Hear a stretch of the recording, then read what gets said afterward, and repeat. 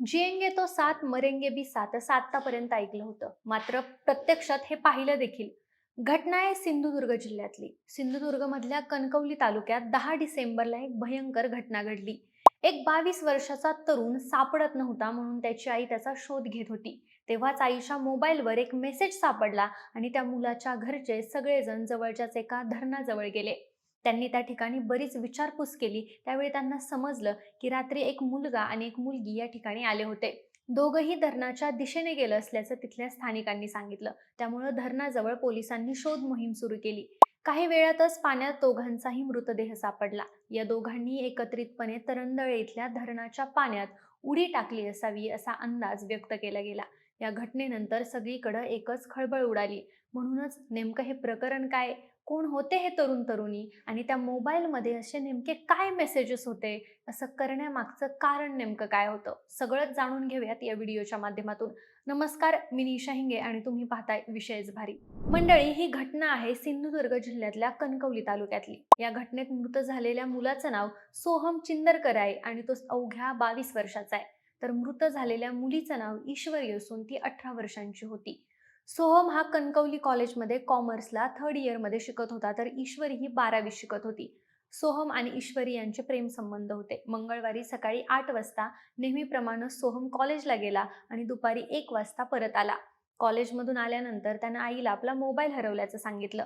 Mobile हरवल्यापासून Soham चिंतेत होता. त्यानंतर तो संध्याकाळी 7च्या सुमारास मोबाईल शोधण्यासाठी त्याचे काका मिलिंद चिंदरकर यांची मोटरसायकल घेऊन घरातून निघून गेला. मात्र तो रात्री उशिरापर्यंत घरी आला नाही. त्यामुळे त्याच्या आईनं सोहमच्या काकांना सोहम कुठं आहे, त्याला कुठं पाठवलंय असं विचारलं. त्यावेळी त्यांनी मी कुठेही पाठवलं नाही, त्याचा हरवलेला मोबाईल शोधण्यासाठी तो माझी मोटरसायकल घेऊन गेल्याचं काकांनी सांगितलं. त्यावेळी आईने सांगितलं की सोहमनं माझा मोबाईल घेतला होता आणि जाताना तो परत दिला. त्यामुळे त्यांनी सोहमच्या आईचा मोबाईल चेक केला. त्यामध्ये सोहमने सिस्टा या नावानं नंबर सेव्ह करून त्या नंबरवर ईश्वरीशी व्हॉट्सअप चॅटिंग केली होती. ही चॅटिंग बराच वेळ सुरू होती. त्यात अनेक मेसेज एकमेकांना केले होते. सोहमनं आपला मोबाईल हरवल्याचा उल्लेख करत त्याबद्दल भीती व्यक्त केली होती. त्याचबरोबर आपल्या भावना व्यक्त करत आपण डॅमवर जाऊ असं चॅटिंग देखील केलं होतं. दरम्यान सोहम घरातून बाहेर पडल्यानंतर त्याची गर्लफ्रेंड ईश्वरी देखील घरात नसल्याची माहिती मिळाली. हे चॅटिंग वाचून सोहमचे नातेवाईक आणि शेजारी रात्री 1च्या सुमारास तरंदळे धरणाच्या परिसरात गेले. त्यानंतर पोलिसांनाही त्यांनी याबाबतची माहिती दिली. धरणाजवळ टॉर्चनं शोधायला सुरुवात केली. त्यावेळी तिथं सोहमनं आणलेली मोटरसायकल देखील मिळाली. त्याचबरोबर तिथल्या ग्रामस्थांनी त्या दोघांना धरणाकडे जाताना पाहिलं असल्याचं देखील सांगितलं. यामुळे ती दोघं इथंच असतील असा संशय आला आणि पोलिसांनी त्यांचा शोध सुरू केला. यावेळी पाण्यात सोहमचा आणि सोबतच एका मुलीचा देखील मृतदेह सापडला. त्यानंतर ईश्वरीच्या नातेवाईकांना कळवल्यानंतर त्यांनी घटनास्थळी जात ती ईश्वरीच असल्याचं सांगितलं. त्यांनी एकाच वेळी धरणात उडी मारून जीव दिल्याचं स्पष्ट झालं. पण त्यांनी हे का केलं हे सोहमच्या आईच्या मोबाईलमधल्या चॅटिंगवरून कळालं. याबाबत मिळालेल्या माहितीनुसार ज्या दिवशी ही घटना घडली त्या दिवशी सोहमनं ईश्वरीला आईच्या मोबाईलवरून व्हॉट्सअपवरून मेसेज केले होते. माझा मोबाईल हरवलाय. त्या मोबाईलमध्ये काही आक्षेपार्ह फोटो आणि व्हिडिओ आहेत. हा मोबाईल जर कुणाच्या हाती लागला तर माझी खूप बदनामी होईल. त्यामुळे मी जीवन संपवतोय, असं सोहमनं ईश्वरीला केलेल्या मेसेजमध्ये म्हटलंय. त्यानंतर ईश्वरीनं सोहमची खूप समजूत काढण्याचा प्रयत्न केला. पण जीवन संपवण्याच्या निर्णयापर्यंत गेलेला सोहम ऐकण्याच्या मनस्थितीत नव्हता. त्यामुळे तुझ्याशिवाय मी तरी एकटी जगून काय करू, असा सवाल ईश्वरीने केला. आपण दोघंही एकत्र जीवन संपवूया असं सोहमला सांगितलं, अशी माहिती या दोघांच्या झालेल्या अखेरच्या चॅटिंगमधून समोर येते. आणि या चॅटिंग नंतरच ते दोघे धरणावर गेले आणि त्यांनी पाण्यात उडी मारून स्वतःला संपवलं.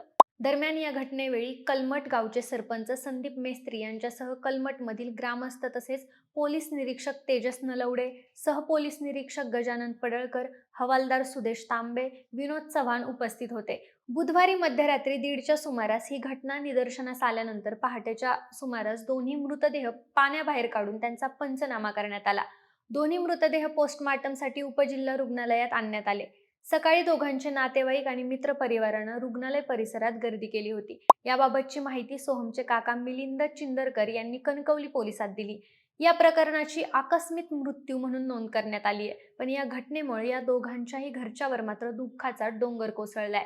मंडळी, ही दोघं एका मोबाईलच्या भीतीमुळे इतका मोठा निर्णय घेतील असं कुणालाही वाटलं नव्हतं. सोहम आणि ईश्वरी दोघंही अजून लहान होती. अख्खं आयुष्य त्यांच्यासमोर होतं. पण जेव्हा त्यांनी कुणाशी तरी बोलायला हवं होतं, मदत घ्यायला हवी होती, त्यावेळी त्यांनी हे अत्यंत चुकीचं आणि टोकाचं पाऊल उचललं. मनातली भीती आणि ताण यामुळे हे सगळं त्यांच्यासाठी जीवघेणं ठरलं. अशा घटना जेव्हा ऐकतो तेव्हा समजतं की तरुण पिढी मोबाईलसोबत एवढी ॲडिक्ट झाली आहे की आपले पर्सनल मुवमेंट्स देखील यामध्ये व्हिडिओ स्वरूपात रेकॉर्ड करून ठेवतात. मित्रांनो आणि मैत्रिणींनो, एकतर अशा गोष्टी करू नका. आणि जर अशा प्रकारच्या कोणत्याही सिच्युएशनमध्ये कधी अडकलात तर हिम्मत करून आपल्या घरच्यांशी नक्कीच बोला, यावर मार्ग निघेल. बाकी या प्रकरणाबद्दल तुमचं काय मत आहे हे कमेंटमध्ये नक्की सांगा आणि सोबतच आपल्या विशेष भारी या चॅनलला सबस्क्राईब करायला विसरू नका. धन्यवाद.